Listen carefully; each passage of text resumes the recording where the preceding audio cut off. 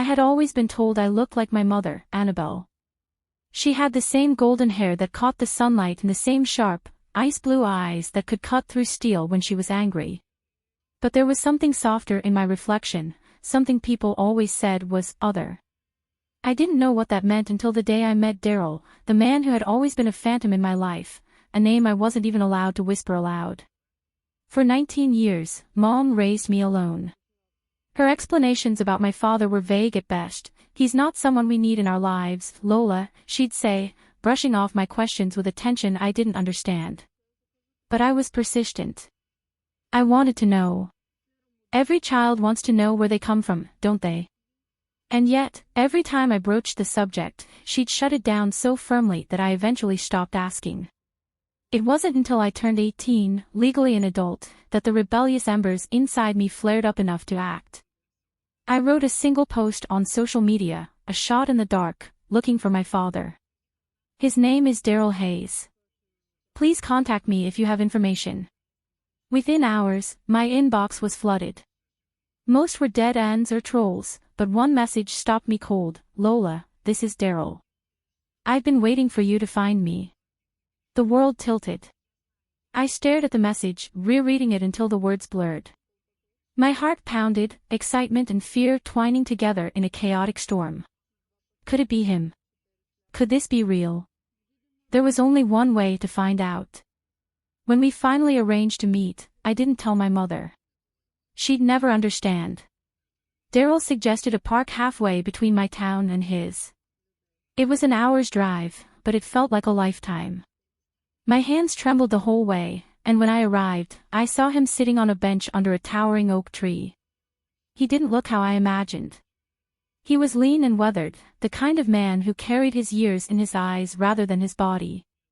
His hair, streaked with gray, was swept back, and his posture was casual but guarded. And yet, when he stood and turned to look at me, something in his expression cracked me open. It wasn't just recognition. It was longing. Lola, he said, his voice rough with emotion. Daryl, I replied, the word foreign in my mouth. For a moment, we simply stared. Then, he smiled, and it was as if the years of distance collapsed. He stepped closer, hesitant but resolute. I've been following you, he admitted, gesturing vaguely as though words couldn't quite encompass his actions. On social media, I mean. I've watched you grow up from a distance. I didn't think I had the right to interfere. The admission sent a strange warmth and ache through me. He'd been there, after all, even if invisibly. Why didn't you? I asked. Why didn't you come back for me? His face shadowed, and for the first time, I saw guilt in his eyes. Your mom made it clear she didn't want me in your life. I thought staying away was the best way to keep the peace. I didn't want to hurt you. The conversation lingered between us like a tightrope, fragile and taut. Then, something shifted. He studied me as though I were a painting he'd been waiting to see up close. It wasn't the look of a parent reconnecting with their child, it was something else entirely. And I couldn't help but notice him too. The ruggedness of his jawline. The way his gaze lingered, not unkind but unguarded. It was like looking at a stranger and feeling you'd known them forever. I thought you'd be a little girl, he murmured, his voice almost lost in the wind. But you're not. You're so much more. The words hung heavy between us, charged with an energy I didn't yet know how to name. The first time Daryl hugged me, it felt like a lifetime of questions melted into the warmth of his embrace. His arms were strong, grounding me in a way I hadn't expected. I hadn't been hugged like that before, not by someone who felt like mine. As we sat in the park after that initial meeting, the hours seemed to vanish. We talked about everything and nothing, his soccer career, my college plans, the books I loved, and how much he regretted not being there for me when I needed a dad. But I didn't want to call him Dad. That word felt too far away, too foreign. Daryl, I said softly, testing how his name tasted on my tongue. Yes. He tilted his head, his lips curving into a small, amused smile. I like saying your name. His laughter was quiet but warm. I like hearing you say it. It was a strange thing, this immediate closeness. By the end of the day, I couldn't count how many times he had pulled me into another hug. I leaned into each one, savoring the feeling. When it was time to part, he kissed me gently on the forehead. "We'll meet again soon, won't we?" he asked, his voice hopeful. "Of course," I said without hesitation. "How about dinner?" "My treat." Daryl laughed. "Absolutely not. I'll pay." We met the following evening at a quiet restaurant tucked into a corner of town I hadn't visited before.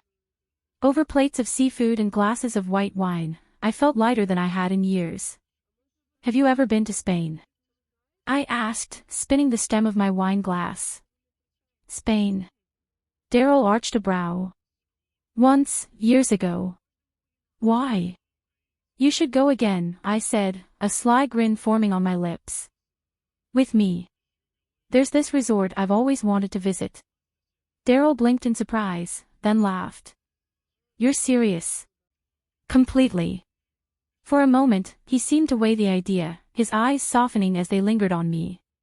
Then he nodded. "Okay, Lola. Let's do it." The next week was a whirlwind. I told Mom I was going with friends and avoided her suspicious glances as best I could. Daryl handled the booking, his voice calm and decisive over the phone, and before I knew it, we were boarding a plane. The cabin was dimly lit, and the hum of the engines filled the air. I had the window seat, and Daryl sat beside me. At some point during the flight, as we both watched the world stretch out below us, I felt his hand rest gently on my leg. It was tentative at first, almost as if he were testing the waters, but when I didn't pull away, he relaxed. I turned to him, meeting his gaze. His smile was soft but full of something deeper, something that made my heart race. I placed my hand over his, and we stayed like that for the remainder of the flight. The resort was like a dream.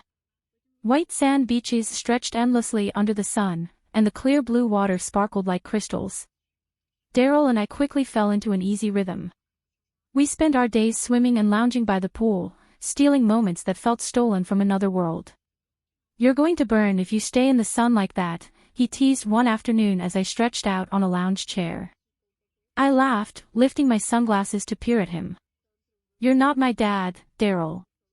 "No," he said, his voice low as he leaned closer. "I'm not." His words hung between us, heavy and electric. Later, we rented a yacht, a last-minute decision that felt as spontaneous as it did exhilarating. Out on the open water, with nothing but the sea and the sky as our witnesses, it was as if we had been transported to another universe. Daryl uncorked a bottle of champagne, and I couldn't stop laughing as the foam bubbled over his hands. We toasted to new adventures and dined on fresh lobster while the yacht rocked gently beneath us. "You know," he said, his arm draped over my shoulders, "this might be the happiest I've ever been." "Me too," I admitted, resting my head against him. We spent hours like that, the sun setting in a blaze of orange and gold, the sound of waves lapping against the hull. At one point, he pulled me to my feet and held me close as we swayed to music only we could hear. "You're incredible, Lola," he murmured, his lips brushing against my hair. "So are you," I whispered back. The yacht ride ended, but the closeness we felt didn't.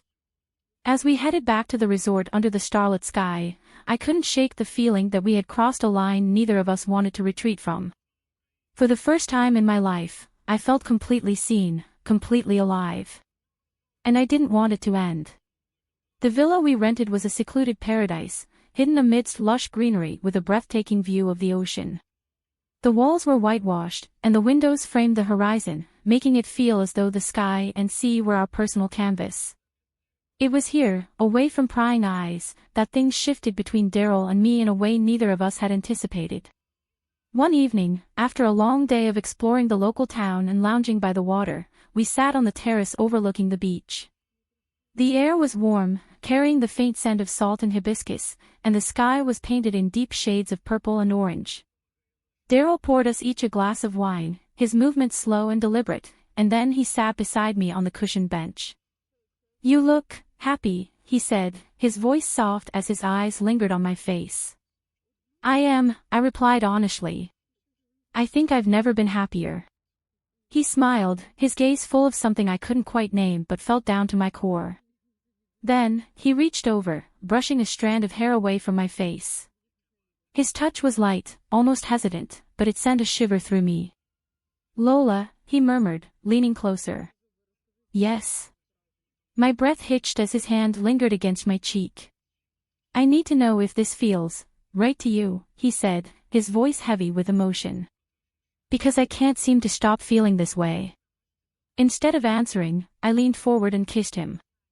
It was tentative at first, a meeting of unsure lips, but as he responded, pulling me closer, it deepened into something neither of us could hold back. His hand slid behind my neck, and my fingers curled into the fabric of his shirt as if anchoring myself. When we pulled back, the world seemed quieter, as though it was holding its breath along with us. I searched his eyes for regret or hesitation, but all I saw was tenderness. You're so beautiful, Lola, he said, his forehead resting against mine. And you make me feel, I paused, searching for the words. You make me feel like I've been waiting for you my whole life. That night, we didn't rush anything. Daryl kissed me again, slower this time, savoring every second as though time had folded in on itself. We moved to the bed, where we lay tangled in each other's arms, talking in whispers that felt like secrets shared under a starlit sky. His hands were gentle but unyielding as they found their way to mine, holding me close as if I might disappear. I'd never felt anything like it. The boys my age, those fleeting crushes and awkward attempts at connection, seemed like pale imitations of the kind of intensity one felt with Daryl. His touch was deliberate, his every glance filled with purpose. He wasn't fumbling or unsure. He knew what he wanted, and in his presence, I realized I knew what I wanted too. We spent the next day in a haze of happiness. The villa became our private retreat, a place where the rest of the world didn't exist. Daryl touched me every chance he got, a hand on my back as we cooked breakfast together, his fingers brushing mine as we walked barefoot through the garden, and soft caresses along my arm as we lounged on the sunlit patio. Each touch sent a current of energy through me, as if he were lighting every nerve in my body aflame. Have I told you how stunning you look in this light, he said that afternoon as we sat by the pool. You've mentioned it once or twice, I teased, though my cheeks flushed under his gaze. Good, he said, leaning closer. Because I don't think I'll ever stop saying it. That evening, we walked down to the private stretch of beach that belonged to the villa. The moon was high, casting a silver sheen over the sand and waves. Daryl slipped his arm around my waist as we strolled, and I leaned into him, feeling the solid warmth of his body against mine. You know, this trip has been unexpected, he said after a while. In a good way? I asked, glancing up at him. The best way, he replied, pulling me to a stop and turning me toward him. His hands rested lightly on my hips, his thumbs tracing slow circles that sent goosebumps up my spine. I never thought I could feel this way again. Me neither, I admitted. But I don't want it to end. He smiled, his expression a mix of joy and longing. It doesn't have to. Under the moonlight, he kissed me again, his lips gentle but insistent. The sound of the waves crashing against the shore faded into the background as I wrapped my arms around his neck, pulling him closer. Time seemed to stretch endlessly in that moment, as if the universe itself had conspired to give us this night. When we returned to the villa, the intimacy we shared grew deeper. We lay together on the plush couch in the living room, my head resting on his chest as his fingers trailed absent-mindedly along my arm. The rhythm of his heartbeat was steady and comforting, grounding me even as I felt like I was floating. You've changed me, you know, he said quietly, his voice almost a whisper. In ways I didn't think were possible. I lifted my head to look at him, my heart swelling at his words. You've changed me too, Daryl. I've never felt this alive.